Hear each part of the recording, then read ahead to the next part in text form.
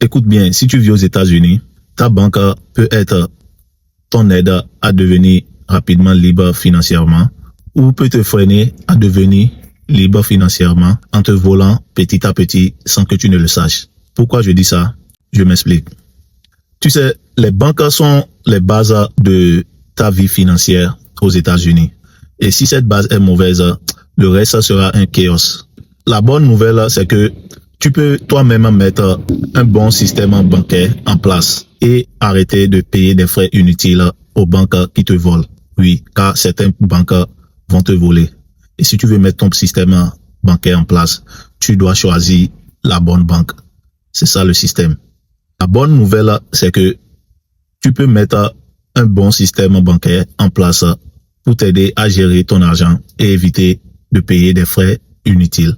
La mauvaise nouvelle, c'est que la plupart des grandes banques te prennent de l'argent avec des frais mensuels appelés monthly fee, des frais de découverte appelés overdraft fee, des frais de protection contre des soldes négatifs appelés negative balance protection. Donc, c'est des choses que tu n'as pas même besoin de payer et normalement, tu ne devais pas payer.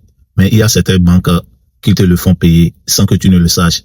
Parfois même, tu ne t'en rends même pas compte. Et laisse-moi te dire, les banques aiment ça. Ils aiment ça parce que ils savent que il y a beaucoup de gens qui ignorent, spécialement nous les immigrants.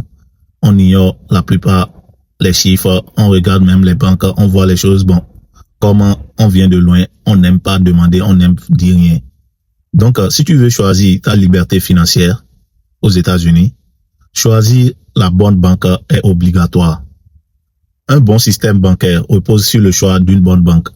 C'est la première étape pour une structure solide qui te permettra d'être libre financièrement. Alors, abonne-toi si tu veux continuer à apprendre le système américain. Like, partage cette vidéo avec quelqu'un qui vit aux États-Unis et qui vient de venir. Et n'oublie pas, les mots, c'est pour ceux qui le comprennent. Et si tu ne me comprends pas, it is what it is.